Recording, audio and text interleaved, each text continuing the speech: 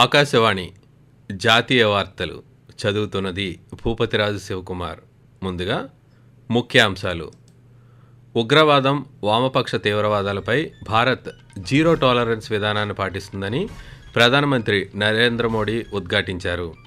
సాయుధ దళాల అద్భుత పనితీరుతో ఆపరేషన్ సింధూర్ విజయవంతమైందని కేంద్ర హోంమంత్రి అమిత్ షా అన్నారు. స్థిరత్వం సాధించే దిశగా వివిధ దేశాలు కలిసి పనిచేయాల్సిన ఆవశ్యకత ఉందని కేంద్ర మంత్రి ఎస్ జయశంకర్ అభిప్రాయం వ్యక్తం చేశారు. బ్రిక్స్ దేశాల మధ్య ఎగుమతులపై నియంత్రణను తొలగించాలని భారతదేశం సభ్య దేశాలకు పిలుపునిచ్చింది. వార్తల వివరాలు.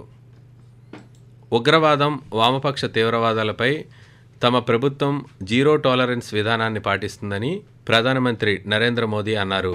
న్యూఢిల్లీలో ఈరోజు రైజింగ్ నార్త్ ఈస్ట్ ఇన్వెస్టర్స్ సమ్మిట్ను ప్రారంభించిన ఆయన భారతదేశ అభివృద్ధి కోసం ఈశాన్య రాష్ట్రాలను అభివృద్ధి చేయడం ఆవశ్యకమని పేర్కొన్నారు. ఇంధనం, సెమీకండక్టర్ల వంటి రంగాలకు ఈశాన్య ప్రాంతం కీలక గమ్యస్థానంగా మారుతోందన్నారు. ఈశాన్య ప్రాంతం భారతదేశంలో అత్యంత వైవిధ్యమైన ప్రాంతమని, ఈ వైవిధ్యమే దేశానికి బలమని వివరించారు. ఈశాన్య ప్రాంతం సరిహద్దు మాత్రమే కాదని, వృద్ధిలో కూడా ముందంజలో ఉందని తెలిపారు. ఈశాన్య ప్రాంతంలో పర్యాటకం, ప్రపంచ సమావేశాలు, సదస్సులు, గమ్యస్థాన వివాహాలకు అవకాశాలు మెండుగా ఉన్నాయని చెప్పారు. साथियों, भारत को दुनिया का सबसे डाइवर्स नेशन कहा जाता है और हमारा नॉर्थ ईस्ट इस डाइवर्स नेशन का सबसे डाइवर्स हिस्सा है. ट्रेड से ट्रेडिशन तक, टेक्सटाइल से टूरिज्म तक, bio economy, tea production and petroleum, eco tourism का इमर्जिंग हब, ऑर्गेनिक प्रोडक्ट की नई दुनिया, एनर्जी का पावर हाउस. इसलिए नॉर्थ ईस्ट हमारे लिए अष्टलक्ष्मी है. పెహల్గాం దాడికి ఆపరేషన్ సింధూర్ సరైన సమాధానమని కేంద్ర హోంమంత్రి అమిత్ షా అన్నారు. ఈరోజు న్యూఢిల్లీలో జరిగిన సరిహద్దు భద్రతా దళం వేడుకలో ఆయన పాల్గొన్నారు. ఈ సందర్భంగా హోంమంత్రి మాట్లాడుతూ భారత్ ప్రతీకార చర్యలో భాగంగా బీఎస్ఎఫ్, సాయుధ దళాలు పాకిస్తాన్పై గొప్ప శౌర్యాన్ని ప్రదర్శించాయని అన్నారు. పాకిస్తాన్ సైన్యం భారతదేశ పౌర, సైనిక స్థావరాలపై దాడికి ప్రయత్నించిన సమయంలో భారత సైన్యం బలమైన సమాధానం ఇచ్చి పాకిస్తాన్ వైమానిక స్థావరాలపై దాడి చేసిందన్నారు. భారతదేశం అనేక దశాబ్దాలుగా పాకిస్తాన్ ప్రేరేపిత ఉగ్రవాదాన్ని ఎదుర్కొంటోందని చెప్పారు. 2014లో తొలిసారిగా భారత్ సైన్యం ఉగ్రవాదుల రహస్య స్థావరాలలోకి చొరబడి దాడులు చేయడం ద్వారా ఉగ్రవాదులకు తగిన సమాధానం చెప్పిందన్నారు. నేడు ప్రపంచం మొత్తం భారత సాయుధ దళాల ధైర్యాన్ని ప్రశంసిస్తోందన్నారు. ప్రభుత్వ బలమైన సంకల్పం, నిఘా సంస్థల ఖచ్చితమైన సమాచారం, సాయుధ దళాల అద్భుతమైన పనితీరుతో ఆపరేషన్ సింధూర్ విజయవంతమైందని హోంమంత్రి అమిత్ షా వివరిస్తూ, आज पूरी दुनिया हमारी सेना की वीरता और मारक क्षमता की भूरी भूरी प्रशंसा कर रही है. उन वीर जवानों को तीनों सेनाओं ने मिलकर जो पराक्रम किया है, वो सभी को समग्र राष्ट्र की ओर से मैं उनको अभिनंदन भी करना चाहता हूं और धन्यवाद भी कहना चाहता हूं कि आपने देश के स्पिरिट को वहां तक पहुंचाने का काम किया है जहां पहुंचाने की जरूरत थी. కాల్పుల విరమణ ఒప్పందం ద్వారా భారత్ పాకిస్తాన్తో ఉన్న వివాదాన్ని ప్రస్తుతానికి పరిష్కరించుకుందని, దీనిపై ఇరు దేశాల మధ్య నేరుగా చర్చలు జరిగాయని భారత విదేశాంగ మంత్రి డాక్టర్ ఎస్ జయశంకర్ తెలిపారు.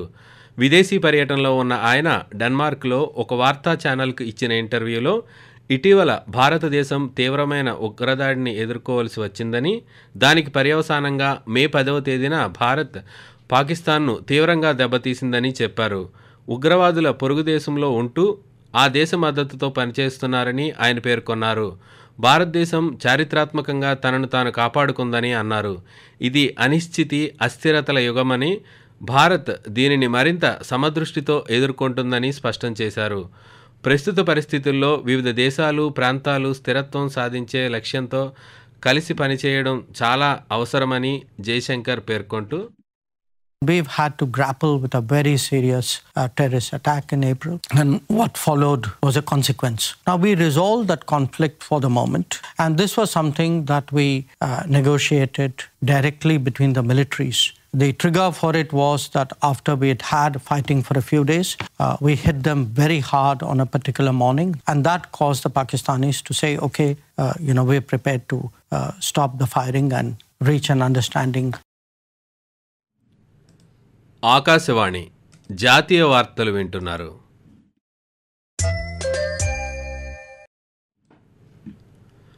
బ్రిక్స్ దేశాల మధ్య ఎగుమతి నియంత్రణలను తొలగించాలని భారతదేశం పిలుపునిచ్చింది.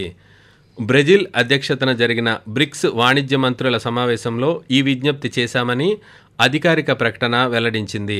2026లో భారత్ బ్రిక్స్ అధ్యక్ష పదవిని చేపట్టనున్న నేపథ్యంలో ఈ నెల 21వ తేదీన బ్రెజిలియాలో జరిగిన సమావేశంలో కీలకమైన వాణిజ్య సమస్యలను పరిష్కరించడంలో బ్రెజిల్ అనుసరించిన విధానాన్ని భారత్ ప్రశంసించింది.